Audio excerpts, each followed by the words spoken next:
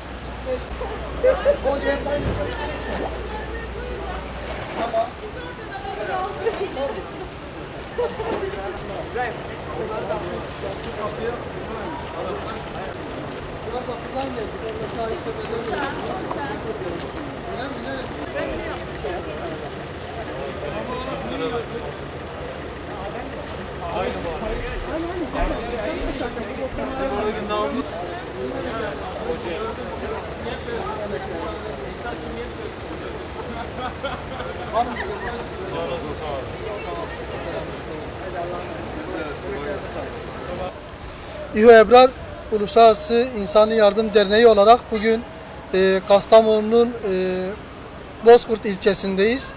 Burada malumunuz olduğu üzere çok ciddi bir sel afeti yaşandı. Gerçekten burada gelip gördüğümüzde afetin yaşanan boyutlarını gördük. Çok ciddi zararlar var. Maalesef can kayıplarımız var burada. Buraya gelmeden önce biz Kızılay'ın Afet Koordinasyon Merkezi ile iletişime geçtik. Bölgede ne ihtiyaçlarımızın olduğunu öğrendik. Bize denilen şuydu, Kızılay'dan bize bildirilen burada bölgede çizme ihtiyacının olduğuydu. Bizler de hayırseverlerimiz vasıtasıyla buraya çizmeleri getirdik. Kızılay'la beraber burada afetin kaldırılmasında, temizlikte çalışan yardım gönüllülerine, ekiplere dağıttık bu çizmelerimizi bugün.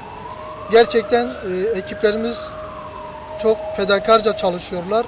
Bu anlamda biz de onlara çizme getirerek onların o ihtiyaçlarını karşıladık.